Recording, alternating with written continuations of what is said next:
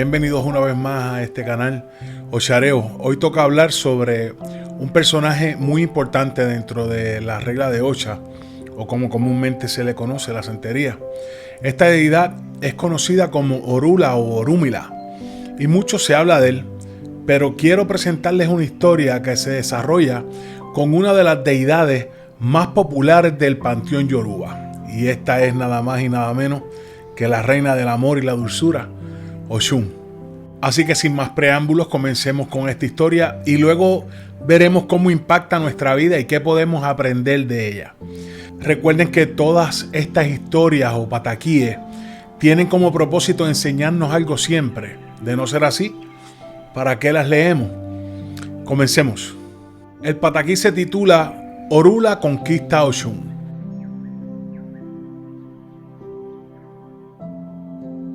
Y resulta que la muchacha más linda de la región era Yeye. Todos le decían, cásate conmigo, pero no respondía. Se sonreía y caminaba con esa gracia en las hermosas caderas que solo ella tiene. Era tal el acoso que su madre le dijo un día a los enamorados, mi hija tiene un nombre secreto que nadie conoce. El que lo averigüe será su esposo. Uno de los enamorados era Orúmila, el dueño de los oráculos. En esta oportunidad, él no podía averiguar cómo se llamaba la linda muchacha.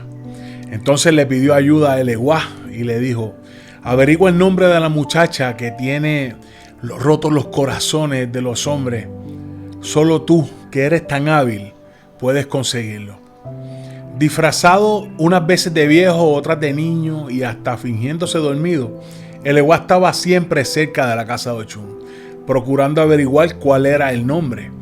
Como la paciencia tiene su recompensa, un día la madre, que jamás decía el nombre en voz alta, la llamó diciéndole, ven acá Ochun. Eleguá oyó el nombre y se dijo, Ochun es su nombre secreto. Sin pérdida de tiempo se reunió con Orúmila y le contó lo que había sucedido.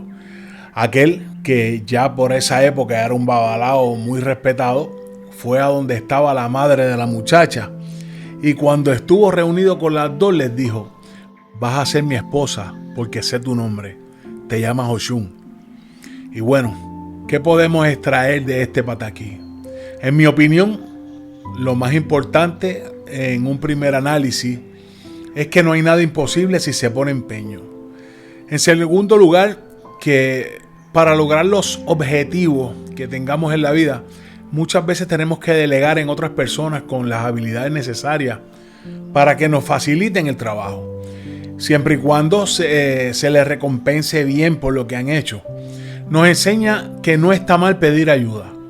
Eso sí, cuidado con lo que pides porque es posible que te estés comprometiendo y si la persona suelta la sopa, te metes en tremendo lío.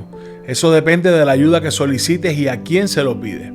Si es algo como lo que Orula le pidió a Eleguá, debes estar bien segura de que no te va a tirar para adelante.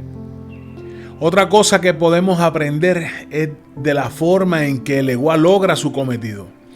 Este se llega a disfrazar de muchas formas para pasar desapercibido, lo que me deja saber que muchas veces en la vida tenemos que asumir diferentes posturas para lograr lo que queremos.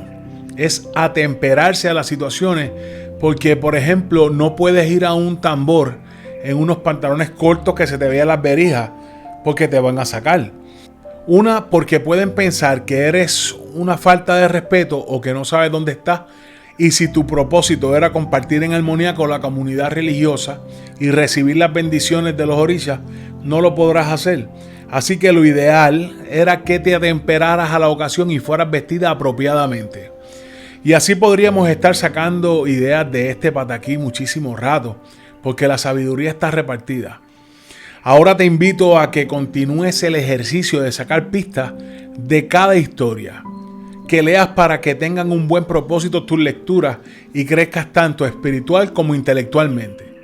Ahora te pido que te suscribas a mi canal, que si te gustó el contenido me regales un like, si no te gustó, toca dislike, que toques la campanita para que recibas una notificación cada vez que subo un nuevo video y que lo compartas. Hasta la próxima.